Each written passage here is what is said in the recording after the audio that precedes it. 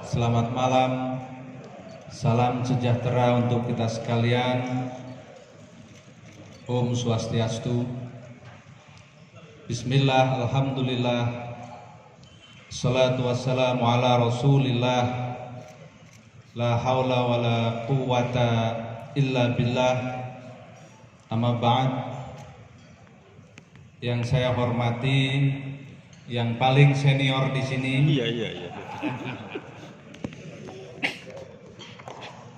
dan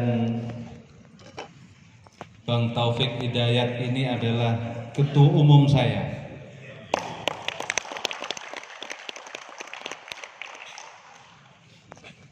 Sejarah itu tidak bisa dihapus. Tugasnya dulu salah satu tugasnya adalah nyiapin tulisan-tulisan. Tapi buat saya itu adalah cara senior untuk mendidik juniornya. Alasan sesungguhnya sih karena sibuk.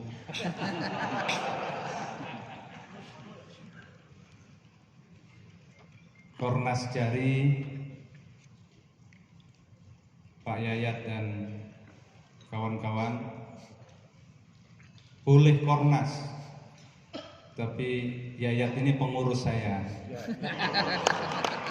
Boleh pangkatnya apa saja, mau kornas atau apapun, SK-nya saya yang tanda tangan, Pak.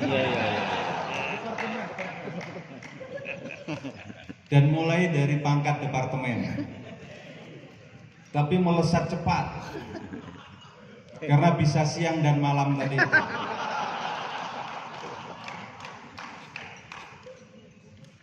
Ada sahabat saya GPS Gede Pasek Suwardika, bukan hanya sahabat saya tetapi sahabat kita semua. Saya harus menyapa ketua bidang PAO saya yang kemudian jadi ketua umum, Muhammad Fahrudin. Saya dari dulu panggilnya Abang, Bang Fahrudin, karena memang dalam semua hal M. Fahrudin adalah abang saya. Dalam semua hal. Baru adik-adik saya ini. Ada Kholis Malik, ketua umum juga, dan pengurus saya dulu.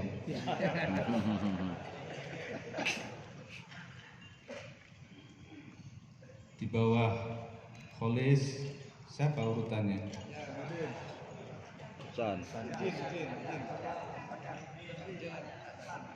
Yang di Hasanuddin. Ada Fajar Zulkarnain. Mudah-mudahan pilihannya di SMS itu benar. Ada Arif Mustafa, memilih Partai Properti Indonesia, caleg Partai Properti Indonesia sekarang. Belum ikut pemilu, tapi pemilu khusus. Ada Nur Fajriansah, ada Fajar, ada Nur Fajriansah, ada Fajar. caleg partai apa Fajri? Bandung, Jatinangor. Partai Komisaris Indonesia.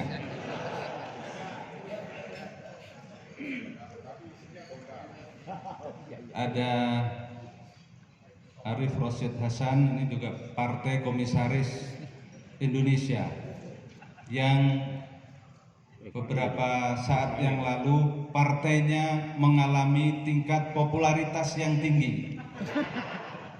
Partai BSI mengalami kenaikan popularitas yang tinggi karena ada sesuatu terkait dengan sistem IT-nya. Tapi kata komisaris sudah beres. Karena tugas komisaris mengabarkan beres.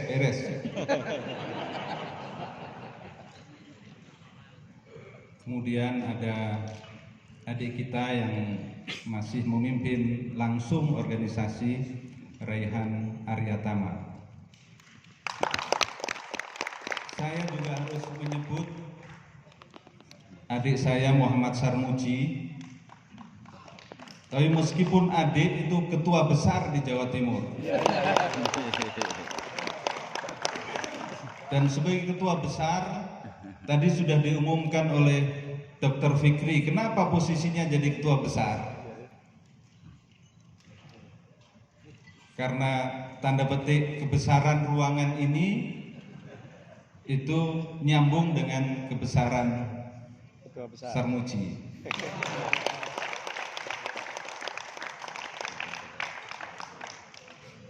Tanpa mengurangi rasa hormat saya dan rasa bahagia saya hadir di forum ini, saya ingin menyapa seluruh hadirin hadirat, sahabat-sahabat terbaik saya, sahabat-sahabat lahir batin yang insya Allah akan kita selalu bersama-sama, saudara selamanya, saudara seperjuangan untuk Indonesia hari ini dan hari depan.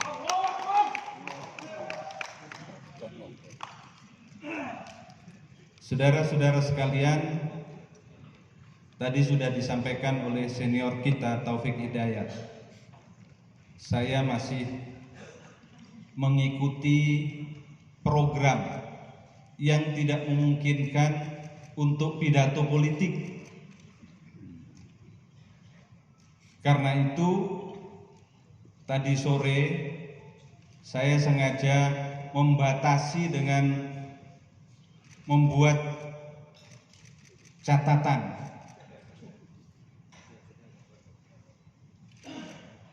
tulisan ala dokter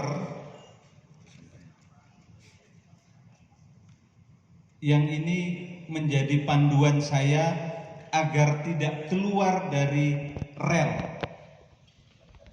Tujuannya biar aman. Karena kalau keluar rel itu bisa antara aman dan tidak aman. Dan yang paling tidak aman itu Kalapas. bisa diminta kembali lagi. Kalau diminta kembali lagi, nah, Adit sudah nggak siap lagi di sana. Adit.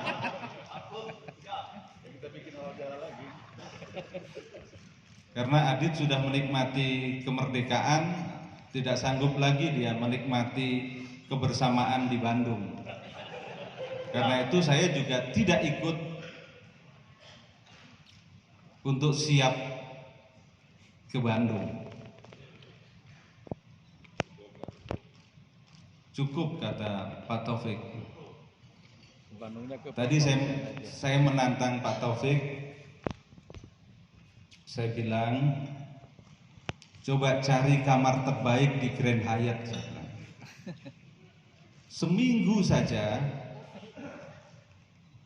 dikunci dari luar, pagi diantar sarapan, siang diantar makan siang, malam diantar makan malam, tapi tidak boleh keluar. Pasti langsung turun 5 kilo seminggu. Oh iya, gitu aja cukup.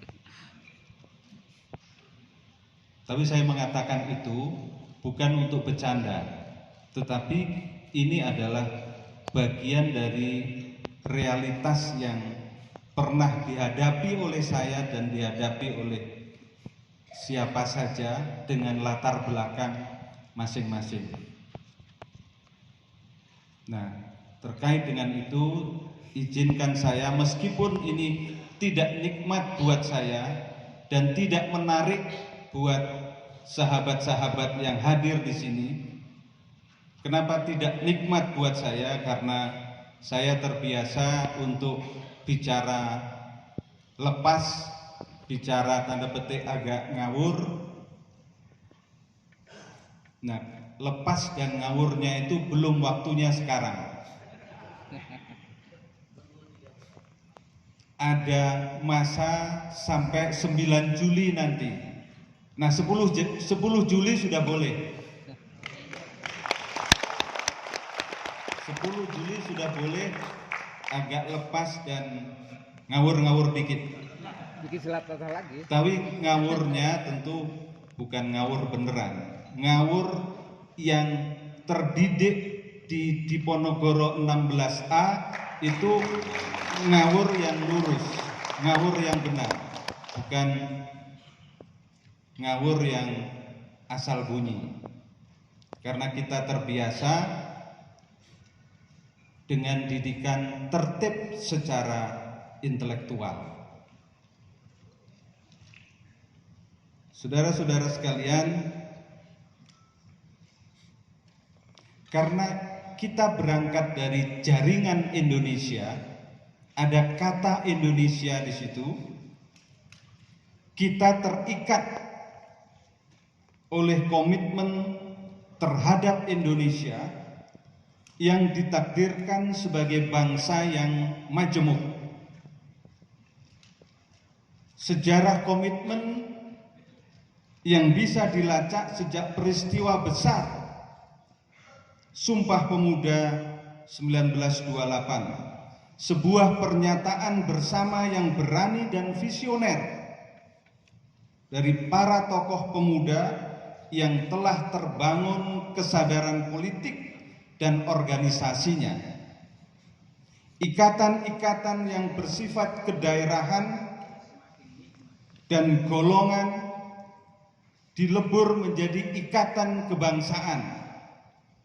Justru pada saat Indonesia belum terbentuk, ini adalah revolusi kesadaran pluralisme yang sangat maju. Kita juga percaya dengan pilihan untuk menjadi negara bangsa yang modern nation state dengan sistem demokrasi yang berpilar pada ideologi Pancasila, konstitusi kita, Undang-Undang Dasar 1945, prinsip negara kesatuan Republik Indonesia, dan semangat Bhinneka Tunggal Ika. Kita menilai hal ini adalah pilihan yang benar. Ini pilihan politik dan pilihan kebangsaan yang benar. Setelah proses panjang perdebatan ideologi dan bentuk negara selama puluhan tahun sejak merdeka, bahkan jauh sebelum merdeka, pada masa-masa awal berdirinya partai-partai politik dengan warna ideologi dan sistem cita-citanya masing-masing. Golongan-golongan ideologi tersebut disederhanakan misalnya oleh Bung Karno menjadi 3 aliran besar: nasionalisme, agama, dalam hal ini pengertiannya adalah Islam dan Islamisme, dan yang ketiga adalah komunisme, meskipun ada varian-varian lain yang mempunyai ciri-ciri khas masing-masing. Praktis pasca Orde Baru, perdebatan ideologi tersebut dapat dikatakan selesai, terutama setelah terjadi titik-titik konvergensi antara Islam dan Pancasila. Tidak ada lagi pertentangan politik antara Islam dan Pancasila. Hal ini terjadi setelah moderatisme menjadi mainstream dalam gerakan atau strategi perjuangan umat Islam di Indonesia. Islam makin ke tengah dan kawin lancar, kawin ikhlas dengan Pancasila, meskipun pada dasarnya, pada mulanya ada undang-undang yang diturunkan dari atas. Inilah titik yang sangat penting yang kemudian menciptakan stabilitas politik dalam durasi yang panjang. Karena konstruksi dan arsitektur dasar berbangsa dan bernegara yang sudah dinilai tepat tersebut, maka sesungguhnya panggilan untuk Indonesia sejatinya adalah bagaimana kita semua berlomba menuju kebaikan dan memproduksi kemaslahatan umum, maslahat untuk bersama, untuk sebanyak mungkin rakyat Indonesia. Segenap sumber daya dan kecakapan masing-masing individu, kelompok atau golongan mesti digerakkan dengan orientasi tersebut, orientasi kebaikan dan kemaslahatan publik yang terbaik. Justru karena itu maka perbedaan tentang metode beramal bakti, metode melakukan kerja-kerja kemanusiaan, kerja-kerja politik, kerja-kerja kebangsaan, atau cara berkontribusi adalah hal-hal yang bersifat sekunder.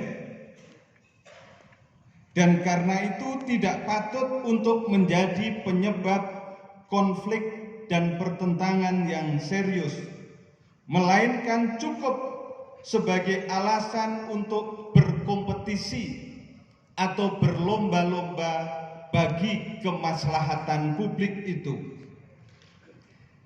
Kesadaran tentang pilihan yang sudah benar tadi dan komitmen untuk Indonesia justru menjadi faktor yang mendorong untuk terjalinnya kerjasama yang kolaboratif untuk mengupayakan kebaikan-kebaikan bersama. Tidak lagi tersedia alasan untuk berkonflik dan atau bertikai keras kecuali terhadap mereka yang nyata-nyata zalim, yang nyata-nyata berlaku zalim. Pihak yang berlaku zalim adalah musuh abadi Indonesia dan musuh abadi keindonesiaan kita. Tentu saja cara berkonflik dan bertikainya tetap harus dalam aturan main yang lazim dalam tradisi demokrasi modern, bukan dengan kekerasan dan perlawanan bersenjata. Lantas ada pertanyaan, apa tugas para aktivis, termasuk di dalamnya para aktivis jaringan Indonesia? Hemat saya dalam bahasa sederhana, tugasnya adalah sebagai pembawa kabar gembira. Tugas aktivis adalah sebagai pembawa kabar gembira dan pengangkat panji-panji harapan-harapan baru. Kabar gembira dan harapan-harapan baru. Konkretnya sebagai apa? Pertama, bisa sebagai produsen gagasan-gagasan tentang perbaikan Indonesia secara terus-menerus tanpa henti. Perubahan keadaan selalu menuntut pikiran-pikiran baru, gagasan-gagasan segar. Sedangkan sebaliknya, pikiran-pikiran baru dan gagasan-gagasan segar juga akan turut berkontribusi untuk menggerakkan perubahan. Karena itu, mengisi dan menghidupkan otak kita masing-masing adalah pilihan yang tidak terhindarkan. Otak yang akan bersambung dengan hati kita, otak yang akan diterjemahkan menjadi komitmen-komitmen tentang keindonesiaan kita. Dan dalam konteks Jari sebagai mantan-mantan aktivis Himpunan Mahasiswa Islam, keindonesiaan itu tidak boleh sama sekali terpisah dengan keislaman. Keislaman yang modern, keislaman yang inklusif, keislaman yang menghargai, menghormati, dan melindungi pluralisme di Indonesia, keislaman yang bisa kawin-mawin dengan realitas kita yang berbineka, sehingga keislaman itu juga mempunyai kontribusi bagi persatuan nasional kita, persatuan nasional yang otentik, persatuan nasional yang lahir dari kesadaran, bukan lahir dari tekanan dan keterpaksaan. Yang kedua, menjadi pelaksana dari pikiran-pikiran dan gagasan-gagasan yang sudah bertransformasi menjadi kebijakan. Para aktivis menjadi petugas-petugas perubahan lewat kebijakan-kebijakan yang paling mungkin dari keadaan yang ada. Kenapa dikatakan yang paling mungkin? Karena kita menyadari persis bahwa setiap kebijakan adalah produk dari interaksi gagasan-gagasan dan berbagai kepentingan. Ketiga, dan ini penting,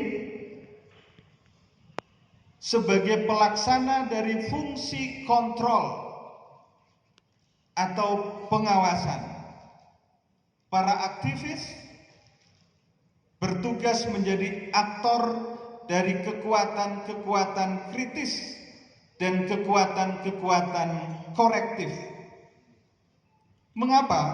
Karena sulit ditemukan adanya kebijakan yang betul-betul ideal. Selalu ada atau tersedia celah-celah kelemahan dan kekurangan, apalagi pada level pelaksanaan. Inilah yang biasa kita sebut sebagai oposisi, kekuatan oposisi dalam tradisi demokrasi. Tetapi oposisi dalam tradisi demokrasi yang sehat adalah oposisi yang lahir dari kesadaran politik dan dibekali dengan tradisi intelektual yang memadai, bukan oposisi yang asal beda atau oposisi yang WTS, Waton Suloyo. Oposisi yang Waton Suloyo atau asal beda sesungguhnya bukan oposisi, tetapi itu cenderung lahir dari frustasi sosial atau frustasi politik. Oposisi yang sesungguhnya adalah oposisi yang berangkat dari kesadaran politik yang kokoh dan dibekali dengan tradisi intelektual yang kuat. Tradisi intelektual yang kuat itu salah satu karakternya adalah tidak pernah menanggalkan dimensi objektivitas. Karena pada dasarnya semua adalah bertugas sebagai pembawa panji harapan dan pembawa kabar gembira, maka Sesungguhnya jalan komplementer adalah pilihan yang terbaik. Dari ketiga fungsi dan tugas tadi, itu tidak boleh saling meniadakan, saling mematikan, saling menghabisi.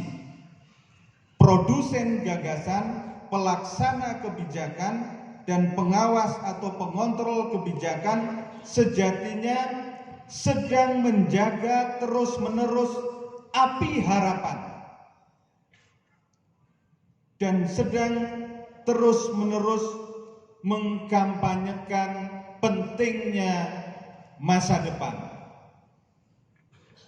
Seluruh hal yang terkait dengan gagasan-gagasan baru, seluruh hal yang terkait dengan kebijakan yang merupakan transformasi dan kristalisasi dari gagasan-gagasan tersebut, dan juga kontrol atau koreksi terhadap kebijakan, sesungguhnya semuanya bicara tentang masa depan. Tidak ada yang berpikir ke belakang, semuanya pasti bicara tentang masa depan. Semuanya sedang bercerita tentang masa depan. Semuanya sedang membuat lukisan-lukisan indah masa depan. Karena itu jalan komplementer itu menjadi jalan yang terbaik. Perspektif tersebut seharusnya bisa mencegah terjadinya atau kemungkinan terjadinya zero sum game konflik, konflik yang bersifat zero sum game, saling meniadakan, saling membelakangi, saling mematikan, itu zero sum game konflik. Melainkan malah untuk mendorong tradisi yang sehat dalam masyarakat bangsa yang plural, mendorong terjadinya win-win solution, win-win position.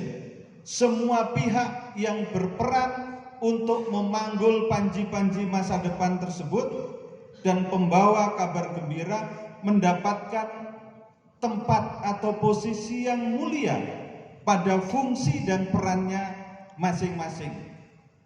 Dalam konteks pemerintahan misalnya, yang bertugas di dalam pemerintahan sedang menjalankan nilai-nilai kemuliaan bagi kemaslahatan publik, tentu dengan kelebihan dan kekurangan masing-masing. Yang menjalankan fungsi kontrol dan oposisi sesungguhnya juga memanggul nilai-nilai kemuliaan agar jalannya kebijakan sesuai dengan tujuan awal dirumuskannya kebijakan dan berangkat dari fundamental filosofis hadirnya pemerintahan yang sesungguhnya sebagai pelayan kepentingan publik. Termasuk misalnya, karena ini mendekati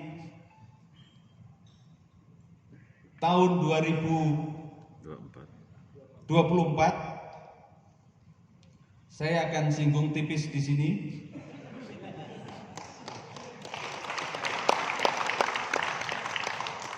Tidak boleh tebal-tebal sekarang. Termasuk dalam urusan pilpres misalnya. Tidak ada yang perlu dimatikan peluangnya.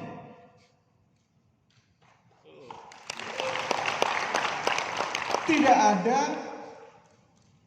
yang perlu dibunuh kesempatan politiknya.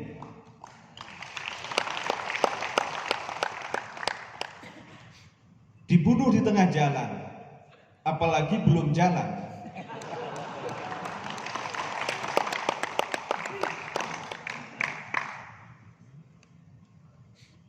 Dulu ada yang merasa ada hantu, kemudian belum jalan pun sudah dibunuh.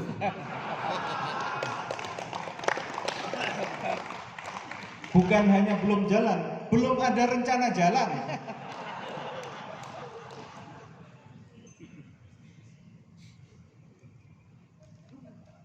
sejauh ini saya melihat dari jauh di Bandung dan sekarang agak dekat di Jakarta, tidak ada tanda-tanda yang terang yang menuju arah sana, menuju arah mematikan peluang atau membunuh kesempatan politik seseorang. Tidak ada, saya lihat. Yang terjadi adalah dinamika yang biasa, tarik-menarik dalam proses pembentukan koalisi dan upaya untuk mensimulasi kemungkinan pasangan-pasangan, mensimulasi munculnya pasangan-pasangan yang paling mungkin dari proses koalisi itu, yang sampai sekarang sesungguhnya belum jelas. Baru para bakal, belum ada status yang definitif calon presiden dan calon wakil presiden. Menurut saya, dalam keadaan sekarang ini, kalau ada upaya untuk itu, untuk ada niat atau upaya untuk mematikan peluang atau membunuh kesempatan politik seseorang, itu perkara yang tidak sulit. Asli itu tidak sulit. Tetapi itu tidak terjadi, dan menurut saya itu tidak dilakukan.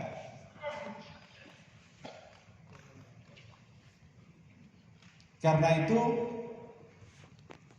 situasinya menurut saya situasi yang masih patut dalam pengertian kompetisi politik. Tidak ada yang dibunuh dan dimatikan kesempatan politiknya. Nggak boleh diteruskan, nanti jadi agak tebal. Tipis-tipis. Berikutnya, saudara-saudara sekalian, sebagai aktivis, yang tidak boleh dilupakan adalah tantangan nyata di depan mata kita terhadap perjalanan demokrasi kita pasca reformasi. Mengapa ini perlu mendapatkan catatan? Karena disinilah masa depan politik kita, masa depan demokrasi di Indonesia. Meskipun pasca reformasi demokrasi kita berjalan pada level yang cukup baik, dibilang baik belum, dibilang buruk saya kira tidak. Demokrasi kita setidak-tidaknya tidak mengalami stunting.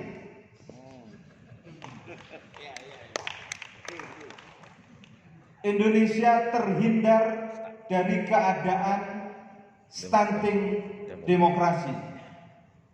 Dan itu hemat saya sebagian lahir karena kontribusi para aktivis, baik yang masih berada di luar jalur politik praktis maupun para aktivis yang sudah berada dalam jalur politik praktis. Baik yang sudah mantan itu artinya ada periodenya yang kemarin, maupun yang masih belum mantan dan masih persiapan nyalek lagi.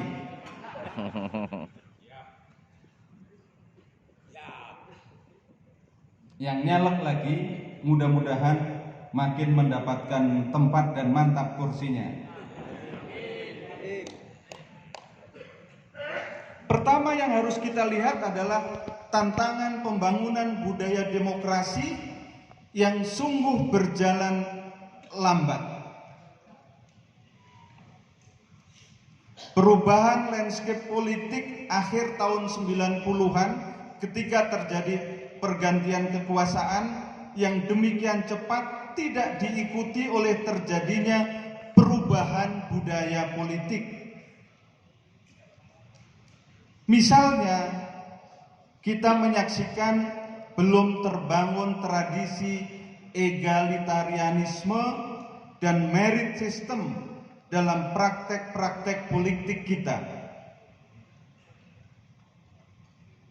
Masih nyata dirasakan praktek-praktek politik kita cenderung menyisakan tradisi lama, feodalisme terselubung, pola patronase yang kuat, dan rekrutmen politik yang bernada atau beraroma dua hal.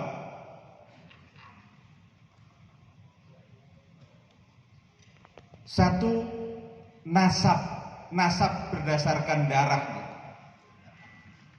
Kedua nasib. Yang kedua, perkembangan lebih baru, nasab berdasarkan ekonomi logistik.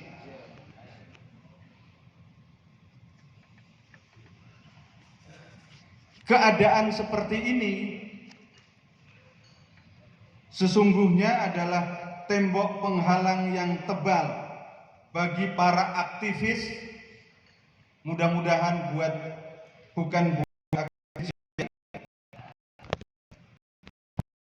menjadi tembok penghalang yang tebal bagi para aktivis yang kuat politiknya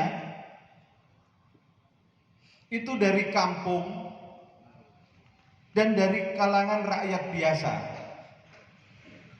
Seperti Abu Qasim Sangaji misalnya, ini terlihat di depan. Terlihat di depan, kelihatan sebagai calon ini. DPD. Calon jadi. Amin. Cuman dua, calon jadi atau jadi calon. Kita doakan menjadi calon jadi. Amin, amin. Tetapi poinnya adalah aktivis seperti saudara kita Abu Qasim Sangaji ini, yang saya tahu mikotnya dari kampung di Maluku sana dan dari kalangan rakyat kebanyakan seperti kita, akan menghadapi realitas seperti itu.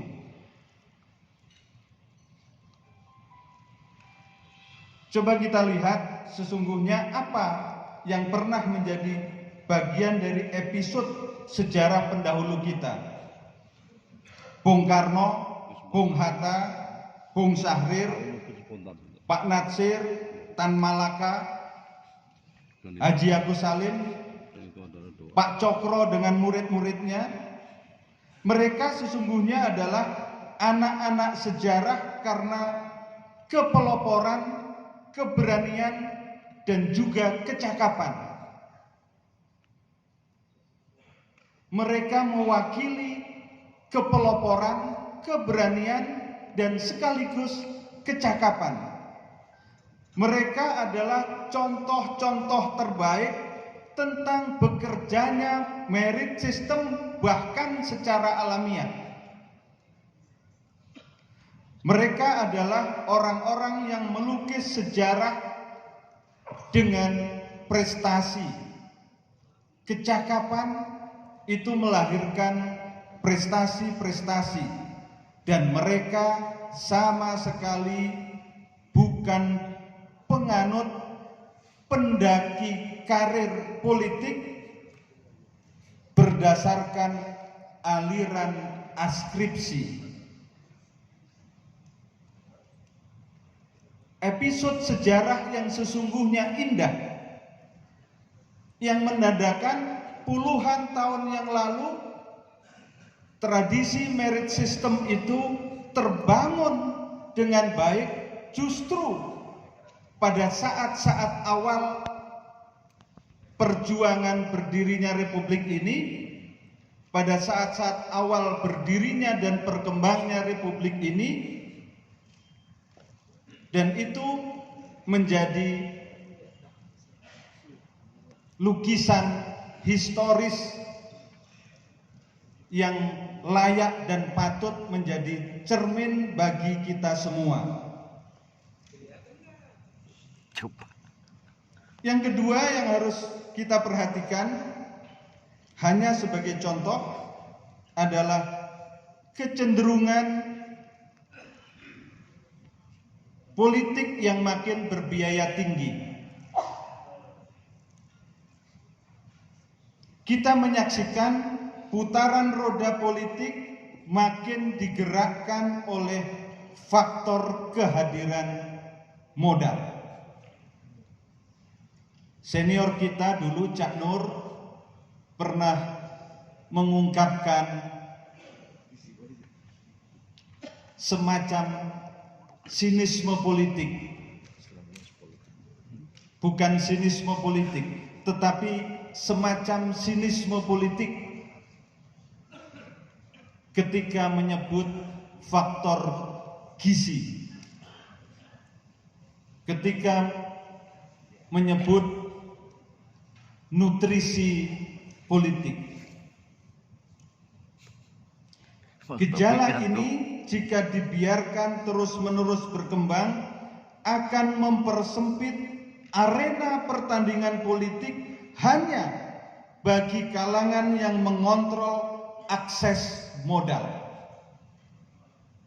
Jika arena pertandingan hanya bisa dimasuki oleh kalangan yang terbatas, yakni yang mempunyai tiket logistik, demokrasi akan terdorong ke atas menjadi makin elitis.